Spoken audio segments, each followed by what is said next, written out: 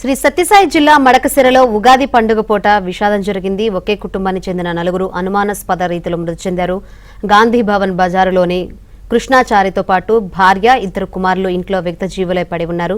అయితే ఇది హత్య లేక ఆత్మహత్య అనే కోణంలో పోలీసులు దర్యాప్తు ప్రారంభించారు.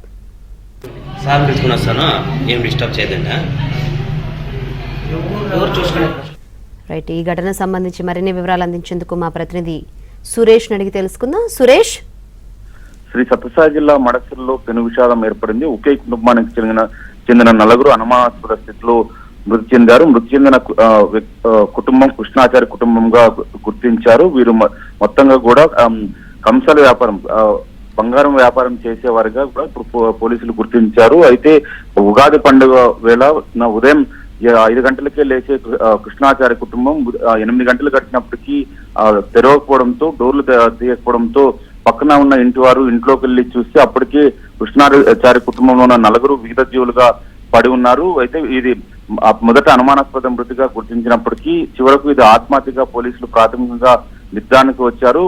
అయితే సైనైడ్ తీసుకుని వీళ్ళు ఆత్మహత్య చేసుకున్నట్లు కూడా పోలీసులు చెప్తున్న పరిస్థితి కనిపిస్తుంది. కృష్ణాచారి కుటుంబంతో సహా ఆత్మహత్యకు పాల్పడడానికి ఆర్థిక ఇబ్బందులే కారణమని కుటుంబ సభ్యులతో పాటు ఇటు మడకశిర వాసులు చెప్తున్న పరిస్థితి అయితే కనిపిస్తుంది. ఆర్థిక సమస్యల కారణంగానే కృష్ణాచారి కుటుంబంతో సహా ఆత్మహత్య చేసుకున్నారని చెప్తున్న పరిస్థితి అయితే కనిపిస్తుంది. కుటుంబ సభ్యులు అక్కడికి చేరుకుని విలిపిస్తున్న దృశ్యాలు చూసి చాలా విషాదకరంగా వాతావరణం ఏర్పడింది. శంకరి.